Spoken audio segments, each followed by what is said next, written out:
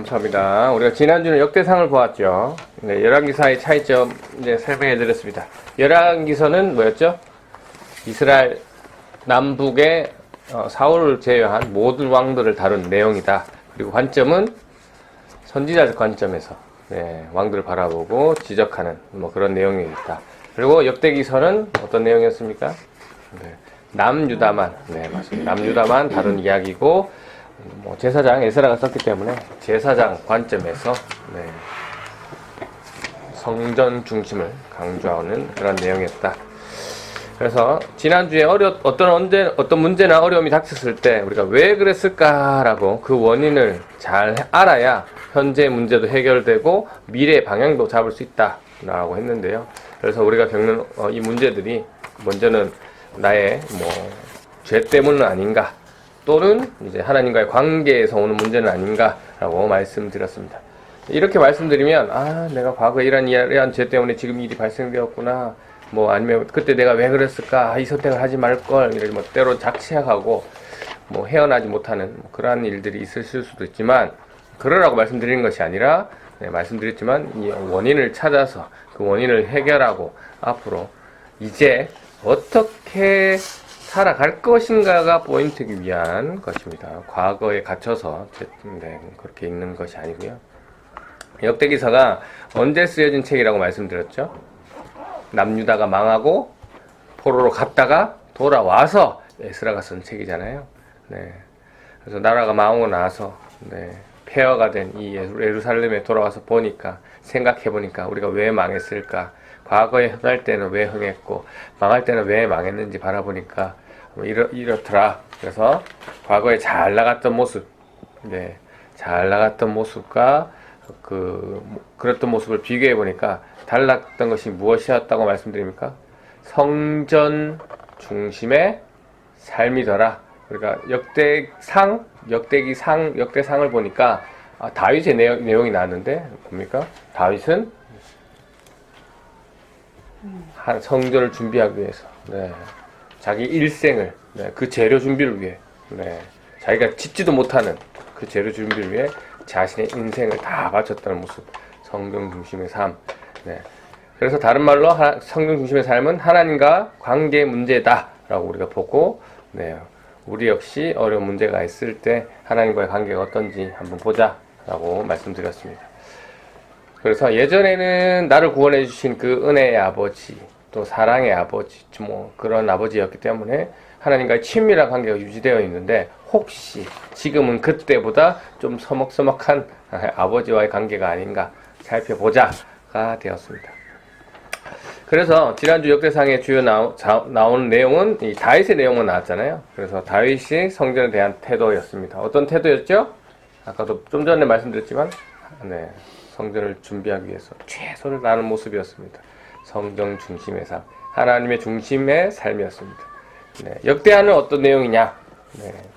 솔로몬의 성전 건축 이야기 등의 이 솔로몬의 통치 이야기하고, 그 다음에 솔로몬의 범죄로 인해서 이제 나라가 분열된 남유다 왕들의 이야기가 쫙 나와 있습니다.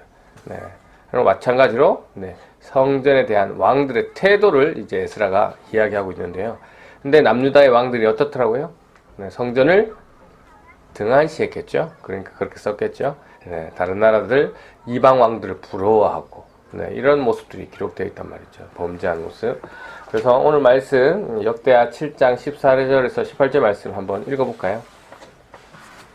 이 솔로몬이 성전을 바칩니다. 성전을 아버지가 준비한 그 재료들을 가지고 성전을 짓고 바치고 하나님께 예배를 드리죠. 그래서 그때 하나님께서 솔로몬에게 하시는 말씀입니다.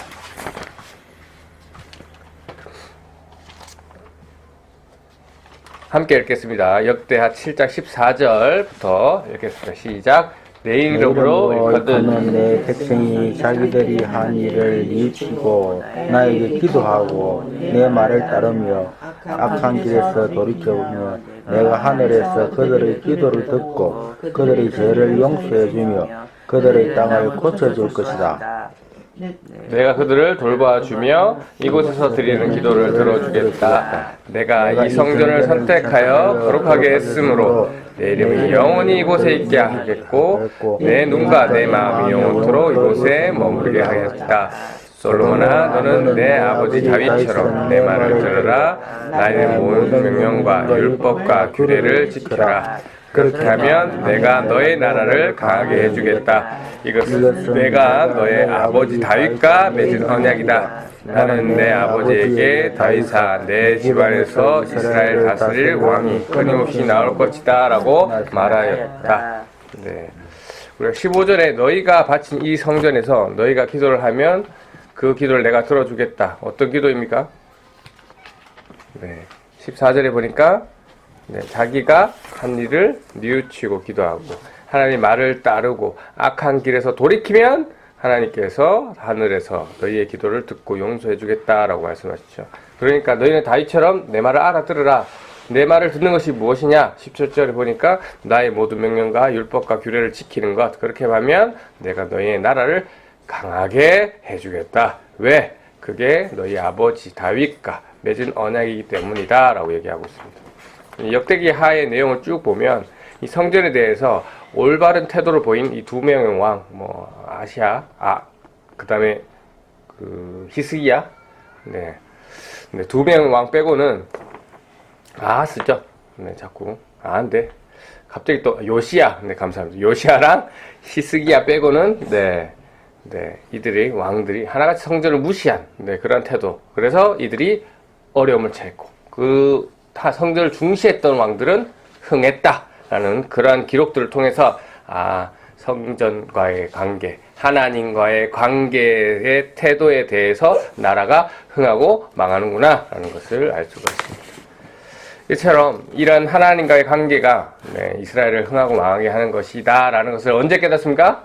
다 경험하고 다 어려움과 힘듦을 겪고 나서 깨닫게 되는 것이죠. 그래서 제사장 에스라가 뭐라고 하냐면 예전의 실수를 반복해서 짓지 말고 이제는 그렇게 원인을 알았으니까 이제는 성전 중심의 삶을 살자라는 것을 말하고 싶습니다. 그렇게 외치고 있는 거죠. 저와 여러분도 마찬가지입니다. 역대기서를 보시면서 내가 이 겪는 어려움들을 보니까 예전에는 남탓도 했고 그런데 보니까 근본적인 원인은 내가 성전 중심의 삶이 혹시 아니었나? 예배 중심의 삶이 아니었나? 아니면 하나님과의 관계가 좀 소홀해졌나? 그래서 그렇게 원인을 찾을 수도 있다는 거죠. 그래서 조금 벗어나지만 이 성전에 관한 얘기를 좀 더 드려보면 여기서 성전은 뭡니까? 구약시대의 성전은 하나님이 너희와 하나님은 모든 곳에 계시는 분이지만 구약시대에는 하나님이 너희와 함께 하신다라는 표시로 성전에 하나님이 계셨죠. 근데 그 성전, 오늘날은 그 성전을 뭐라고 얘기합니까? 맞습니다. 이 예배당을 이야기하는 게 아닌 거 아시죠? 하나님이, 하나님이 예배당에 계시다가 성전에 계시다고 하니까 그걸 예배당으로 생각해서 예배당을 예쁘게 짓고 크게 짓고 이렇게 하는 거 아닌 거 아시죠? 그런 필요 이상의 화려함은 필요 없다. 과함은 필요 없다. 그래서 당시 성전에 하나님의 계셨죠. 그래서 성전에서 하나님께서는 거기서 자신을 나타내면서 내가 너희와 함께 하고 있다라는 것을 보이면서 제사장과 소통하면서 이스라엘 백성들 전체와 또 소통하는 그런 통로였어요. 그런데 그래서 이스라엘 사람들은 뭘 합니까? 성전에 하나님이 계시다라는 생각을 갖고 있어요. 그런데 그랬었기 때문에 그들은 그 성전이 당연히 절대 무너지지 어떤 일이 있어도 무너지지 않을 거라 했는데 망해서 무너졌다고 하지. 보통 문제가 아니니. 이 사람들은 그냥 완전 충격이었네.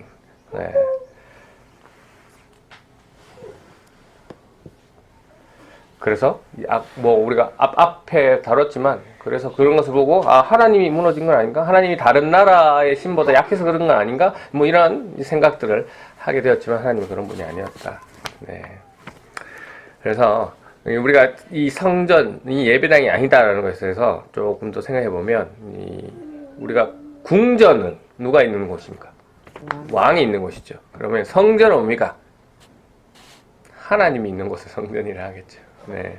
하나님이 계신 곳. 뭐 어디에 계십니까, 하나님이? 뭐 하나님 나라에도 계시지만, 네. 뭐 우주 모든 곳에서도 계시겠지만, 네.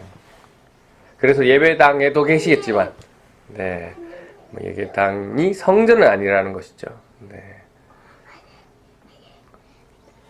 이 부분에 대해서 이 말이 나온 김에 확실하게 좀 더 얘기하고 나면, 이 마가복음 11장 내용에 이거 보면 어떤 내용이 나오냐면, 예수님이 성전에 들어가셔가지고 그 안에 장사하는 사람들 보고 막 욕하시면서 네, 막 쫓아내고 얹히고 하는 그런 장면들이 나옵니다. 네.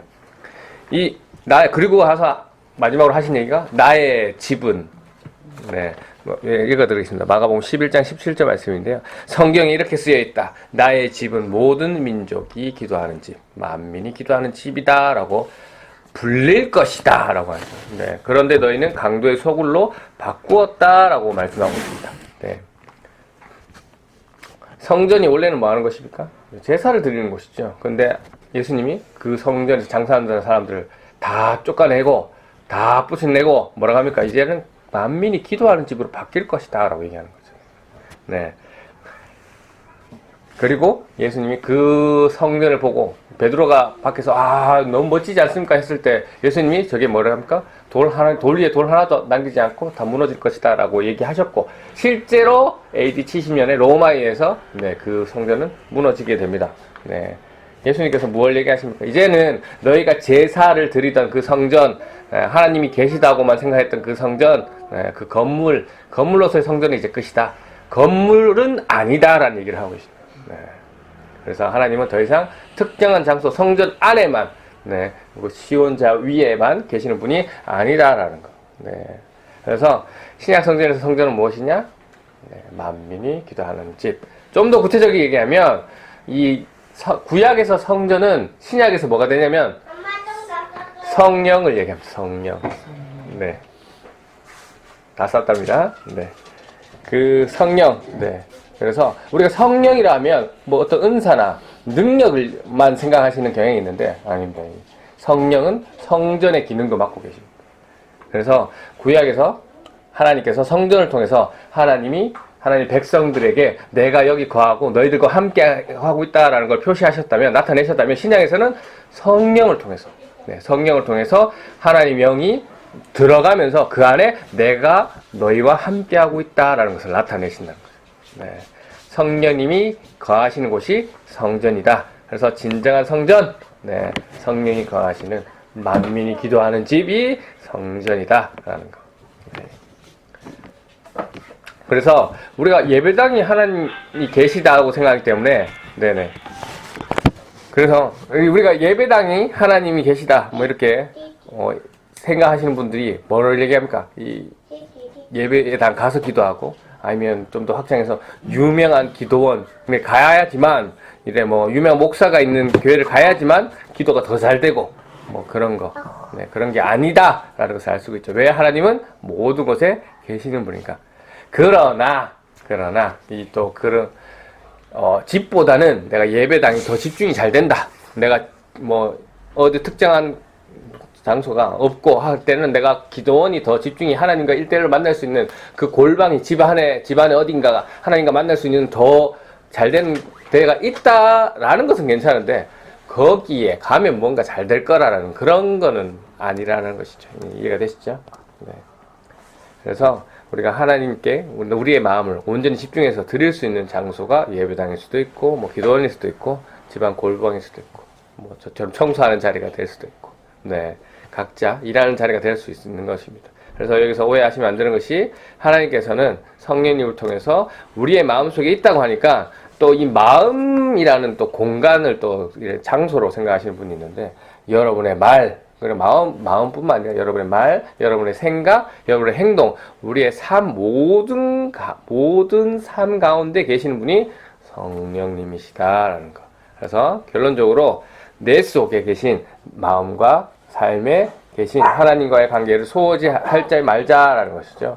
하나님이 내 안에 계시다는 것을 정확하게 인지하고 있다면 죄에 대해서 짓지 않으려고 노력할 것이고, 지은 죄에 대해서 회개할 것이고 어떻게든 내 삶의 우선순위를 하나님의 영광을 위해서 살려고 하셔야 된다는 거. 그래서 우리가 그 예수의 5가지 명령, 순종하는 삶, 명령에 순종하는 삶을 살아야 되는 것이죠. 그렇지만 반대로 또 내 안에 계신 주님을 멀리하고 범죄한다면 남유다의 대부분의 왕들처럼 어떤 삶을 살겠습니까? 실패한 인생을 살게 됩니다. 우리 교회도 마찬가지죠. 우리가 지금 7명이 모여서 뭐 적은 수라면 적은 수지만 하나님의 영광을 위해서 우리가 깨어있고 하나님과의 관계에서 우선순위를 두고 살아간다면 하나님께서 다윗에게 했던 약속 뭡니까? 반드시 너의 후손들을 내가 지키겠다라는 그 약속, 우리 교회에도 우리 각자의 삶에도 반드시 이루어질 것입니다. 왜? 우리 하나님은 한 번 하신 약속을 반드시 지키시는 분이기 때문에, 영원히 지키시는 분이기 때문에. 그래서 이 간단한 공식이지만 이 내용을 사람들이 많이 알고 있지만 이게 참 어렵습니다. 그렇게 살아가지 못하는 것, 성경 중심의 삶, 예배 중심의 삶, 하나님 중심의 삶이 살기 그만큼 어렵습니다. 계속 똑같은 방법이잖아요. 이 왕들이 하나님 중심이어야 되지만 자기가 주인 돼서 나가는 그 모습들, 사사기, 어출, 애굽기, 광야 시대 때부터 계속 이 내용 반복입니다. 하나님 중심이 벗어나고, 하나님 중심에 벗어나고, 혼나고 돌아오고, 혼나고 돌아오고. 그 내용입니다. 지금도 우리의 모습도 마찬가지죠. 예수 그리스도를 믿고 중심을 잡고 살아가지만 또 틀어졌다가 다시 돌아오고, 틀어졌다가 다시 살아오고. 이게 알고 있지만 어렵는 그런 내용들입니다.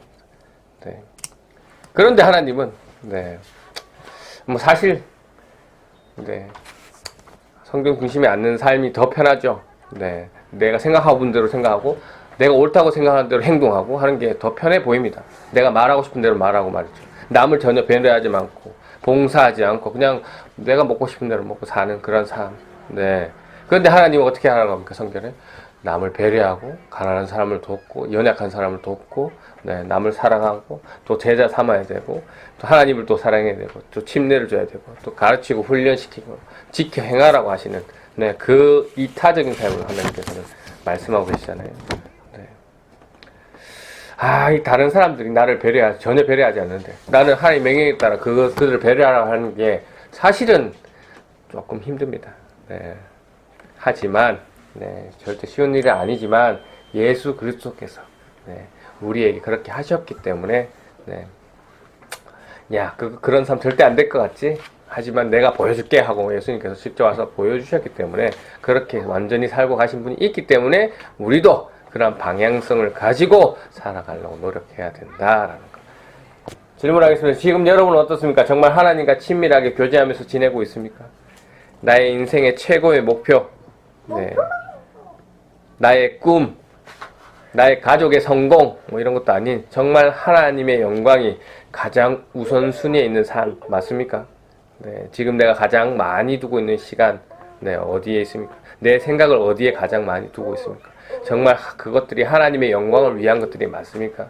어떻게 하면 하나님의 영광을 위해 내가 쓰임받을 수 있을까 고민하고 준비하고 기도하고 있습니까? 우리가 오늘 역대기서를 보셨듯이 성경 중심이 아니면 하나님 중심이 아니면 결국 망하더라 라는 거. 왕의 삶을 살아도 전혀 행복하지 않더라 라는 거. 우리가 어떤 사람의 말과 행동을 보면 저 사람이 어떤 생각을 가졌는지 알 수가 있잖아요.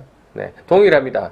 저도 마찬가지고 여러분이 가족과 친구들을 대하는 모습을 보면 이 무엇이 나타날까요? 여러분의 생각과 여러분의 마음이 나타난다는 것이죠. 저 사람이 하나님을 얼만큼 사랑하는지 그 사람의 삶을 보면 알 수가 있습니다. 바라옵기는 우리 부산 레포츠교회 성도님들은 하나님의 성전으로서 삶을 통해서 내 안에 계신 하나님을 온전히 드러내는 저 사람 안에서 정말 하나님이 있는지 없는지 이런 아리송한 사람이 아니라 분명히 저 사람의 삶을 보니까 하나님이 저 안에 계시는구나 라는 것을 믿지 않는 사람들도 알 수 있는 그러한 삶을 살아내는 저와 여러분이 되시기를 주님의 이름으로 축원합니다. 아멘. 시간